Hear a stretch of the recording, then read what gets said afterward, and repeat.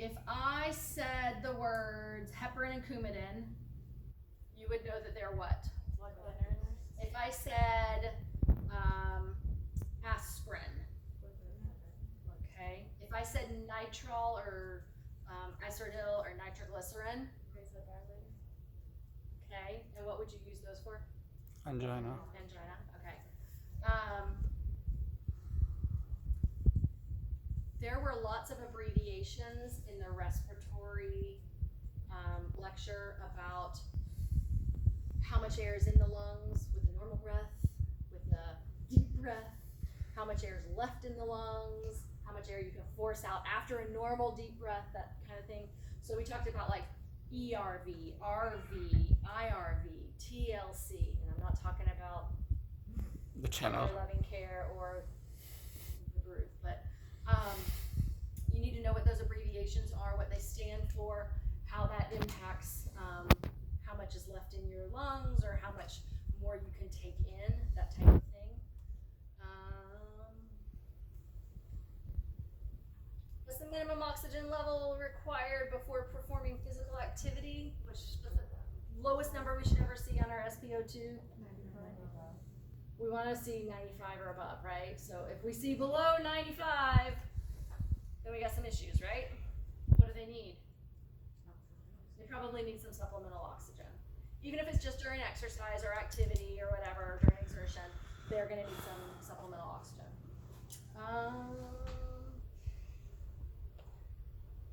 Some of y'all did some suprahyoid strengthening today. You need to know what it is and what it's for and how fun it is. And those that don't, you're about to find out. That was a smirk, Sam.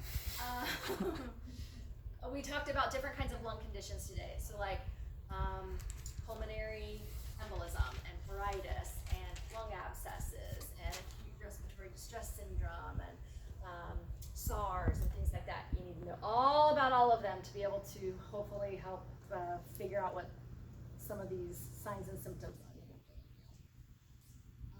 We talked about right-sided versus left-sided heart failure. If you don't remember that, you got to go back and take a look because that's going to be a big one. Sternal precautions. Everybody remember sternal precautions? Yes. What are we doing for sternal precautions? Don't lay on your stomach. Don't lift higher than 10 pounds. Don't lift more than 10 pounds or a jug of milk. Use a pillow as a brace to. Pillow brace for coughing or deep breathing or transferring. Yeah. No pushing or pulling more than 10 pounds unless you're my little spinal cord injury patient with like super strong wires holding them together. Anything else? Yeah, no pushing. Pushing. So we want to be careful when they're like doing that mobility to try and transfer up. Okay. You need to know the terms apnea, dyspnea, tachycardia, bradycardia, chordae tendineae. How about rhonchi? Things like that.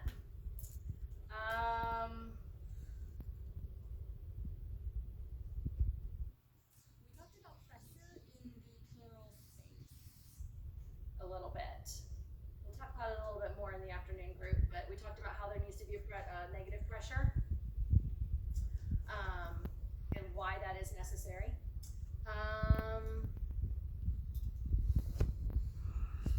We talked about risk categories when we talked about working on lab last week, how you had to finish your discussion with your lab partner and place them in a risk category, certain age groups, certain genetic factors, certain genders, certain family histories, things like that, placed you in higher risk group than others for exercise.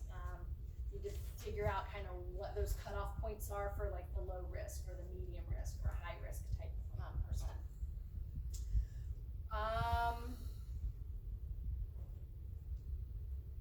Timed up and go test. What's our goal? What do we want to be below for timed up and go? 12 seconds? We want to be below 12.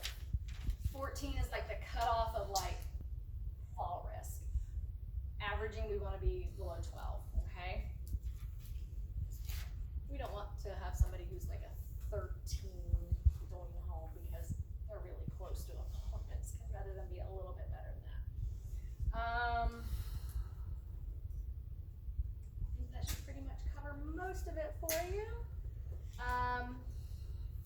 would plan on giving you, like I said, right now it's about 85 questions. That could change. I might decide to just give you 50 questions and let it randomize and do whatever. I don't know what I'm gonna do yet.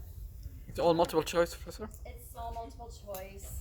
How are they gonna be like? I'm gonna have it load the whole thing for you guys so that it's not gonna load one question at a time, since that is a problem for some computers and internet Yes. connections. It's gonna be after class. Yes, it's gonna be after class. So the plan is at 9 o'clock, we're all gonna hop on our conference. I'm going to say, okay, group one, here's your presentation, talk us through it. And you're gonna unmute yourself and you're going to give us a rousing presentation. And you're gonna say click, and I'm gonna click, and I'm gonna click, and I'm gonna click. I'm gonna make a great clicker for you. And then we'll go through and do all of the groups. And then when we're done with the groups, I'm gonna open up the exam and be like, y'all have fun. I anticipate it to take less than an hour for you. I'll probably give you an hour and a half or so if I wind up giving you all 85 questions. I don't know. Just plan on being busy until at least 1 o'clock next week for us. That way you have plenty of time just in case. Okay? Were there any pictures? I haven't put pictures in there yet. I'm still open to the idea though.